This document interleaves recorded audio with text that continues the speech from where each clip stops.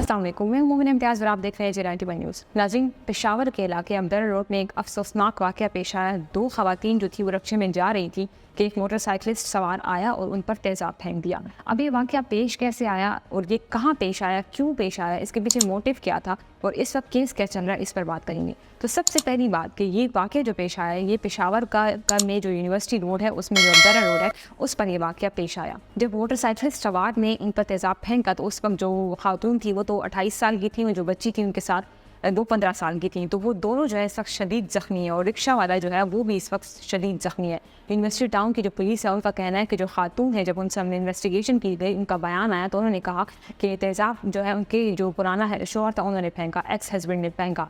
तो क्योंकि उन्होंने दूसरी शादी की हुई थी वो जो पहले शोहर का जो ड्राइवर था उन्होंने इस पर तेज़ाब फेंका। क्योंकि जब पुलिस ने इन्वेस्टिगेशन की उनमें से जो एक क्रिमिनल है उसको पकड़ लिया है और वो कारखाना मार्केट से पकड़ा और जब उसकी इन्वेस्टिगेशन की तो उससे पता चला कि ये जो था ये क्रिमिनल जो है ये ड्राइवर है, जो खातून जिस पर तेज़ाब फेंका गया उसका जो पहला शोहर है उसका ड्राइवर है। देखें, जो ये इस तरह के केसेस हैं जो तेज़ाब फेंका जाता है, स्पेशली जो ख़वातीन पे फेंका जाता है, ऐसे जो केसेस हैं वो पाकिस्तान की अगर हम बात करें तो काफ़ी ज़्यादा जो नंबर है वो अलार्मिंग नंबर से इंक्रीज़ होता जा रहा है। तो इसी महीने में पिछले कुछ दिनों में जो रिंग रोड पर एक बच्ची थी उस पर तेज़ाब फेंका गया और वो जो था उसका आई थिंक उसको दोस्ती के लिए कह रहा था, कोई लड़का था और वो उसने नहीं माना तो फिर उस पर तेज़ाब फेंक दिया। इसके अलावा अगर हम साउथ पंजाब की बात करते हैं तो साउथ पंजाब जो है वो मेजरली अफेक्टेड एरिया है। इसमें जितने भी ज़्यादा जो केसेस आते हैं ना खातून की तेज़ाब फेंकने के वो सबसे ज़्यादा आते हैं, स्पेशली पूरे पाकिस्तान में।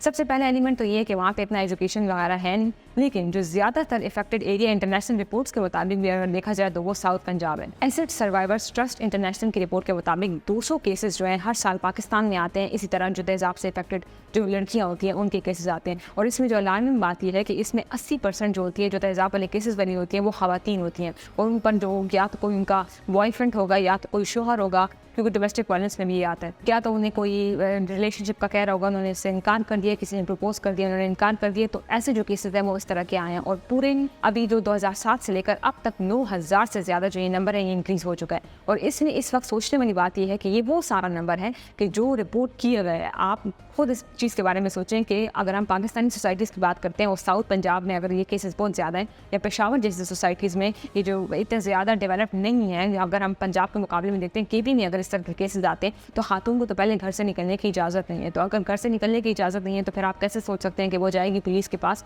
और ऐसे केसेस को रिपोर्ट भी करेगी। तो वो डर की वजह से भी वो रिपोर्ट नहीं करती और ये जो नंबर आप देख रहे हैं ये सिर्फ और सिर्फ वो नंबर है जो अभी तक रिपोर्ट में आया है। जो नंबर रिपोर्ट किए ही नहीं गया तो वो क्या हो सकता है उसका एस्टिमेट तो हम लगा ही नहीं सकते। देखिए, अगर हम लॉज की बात करते हैं तो ऐसा नहीं है कि लॉज है नहीं। पाकिस्तान के जो पीनल कोड है उसमें जो सेक्शन 336B के मुताबिक जो इस तरह के केसेस हैं जो कल्प्रिट होता है, जो क्रिमिनल होता है, जो मुलजिम होता है उस पर ये सज़ा है उसकी, या तो उसको लाइफ इम्प्रिजमेंट दी जाती है पूरे साल, पूरी जो ज़िंदगी की कैद होती है, या 1 मिलियन जुर्माना भी देना पड़ता है आपको। लेकिन अगर तेज़ाब आपने फेंक दिया किसी खातून पर और वो ज़ख्मी हो गई हैं, वो मरी नहीं है, तो उसके लिए आपका ये है कि 7 साल आपको कैद मिलती है। इसके अलावा भी कुछ ऐसे भी एरियाज़ और ऐसे ट्रस्ट भी बनाए गए हैं कि अगर इस तरह की जो खातून है जो इफेक्टेड होती हैं उनको कहाँ पे उनकी जो रिहेबिलिटेशन होती है या उनको जो ठीक करने वाला सारा सिस्टम है वो भी गवर्नमेंट ने मेजर्स ली हैं। लेकिन बात यहाँ पे ये आती है कि वो जो लॉज है वो इम्प्लीमेंट नहीं होते, क्योंकि इस वक्त रिपोर्ट के मुताबिक, इंटरनेशनल रिपोर्ट के मुताबिक 90% केसेस ऐसे हैं, तेज़ाब के वाक़यात ऐसे हैं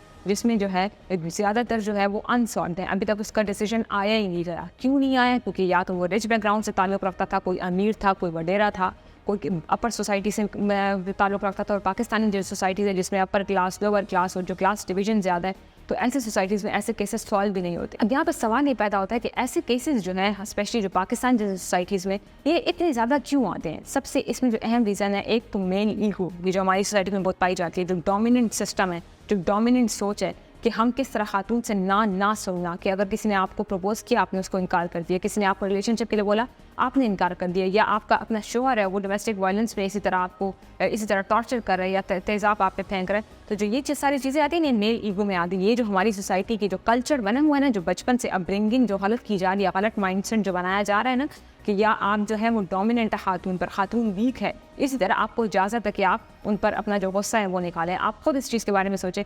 ज़्यादातर जो मर्द हज़रात हैं जो इस तरह के केसेस होते हैं या तेज़ाब वाले केसेस आते हैं ये उन्हीं पर ही निकालते हैं जिन पर उनका बस चल रहा है। अगर खातून को घर में मारा नहीं जा रहा है ना, तो वो अगर ऑफिस का कोई मसला कोई इशू है तो वो बॉस से तो लड़ नहीं सकते, तो घर आके खातून पे वो गुस्सा उतारते हैं। तो ये सारी चीज़ें जो हैं हमारी सोसाइटी में, जो डोमिनेंट कल्चर है, ये पैट्रियार्कल सिस्टम है, उसमें जो है ये चीज़ें जो है बहुत ज़्यादा कॉमन है।